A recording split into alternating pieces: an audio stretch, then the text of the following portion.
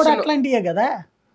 అంటే ఎన్నికల నోటిఫికేషన్ వచ్చిన తర్వాత పెట్టకూడదా? ఇదైతే అసలు ఎన్నికల నోటిఫికేషన్ రాలేదు కదా, నోటిఫికేషన్ రాకముందు అనౌన్స్ చేశారు. డబ్బులు ఇచ్చింది మాత్రం ఎలక్షన్ రోజులు. 21 రోజుల దాకా ఎందుకు ఆపినట్టు అది కావాలండి. బట్ ఇవైతే అసలు అట్టా కూడా కాదు కదా, ఎప్పటి పథకాలు. అదే కదా.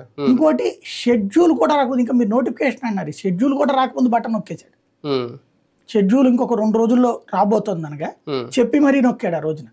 అందుకని నొక్కుతున్నాను 15-20 రోజులు. మొన్న 2023లో తెలంగాణ ఎన్నికల్లో రైతు బంధు ఇలాగే ఆపేశారు ఎన్నికలకు ముందు. తర్వాత రేవంత్ రెడ్డి వచ్చిన తర్వాత దాన్ని ఇచ్చారు. అది మరి ఎప్పటి నుంచో కొనసాగుతున్న పథకమే, మరి దాన్ని ఆపేశారు కదా. ఇక దీన్ని కంపేర్ చేసి ఆగిపోవాలి కదా. ఒకళ్ళకి ఇస్తున్నారు, ఒకళ్ళకి ఎందుకు ఇవ్వట్లేదు అంటున్నా. రైతు బంధుని ఆపారు. అవును, అది ఏంటి కరెక్ట్ గా ఆ టైంలో రిలీజ్ చేయడం, అంటే అది కొత్త పథకం కాదు.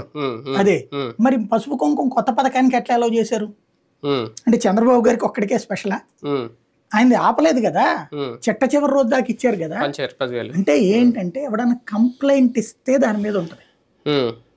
పసుపు కుంకుమ మీద కంప్లైంట్ ఇవ్వాలి వైసీపీ. రైతు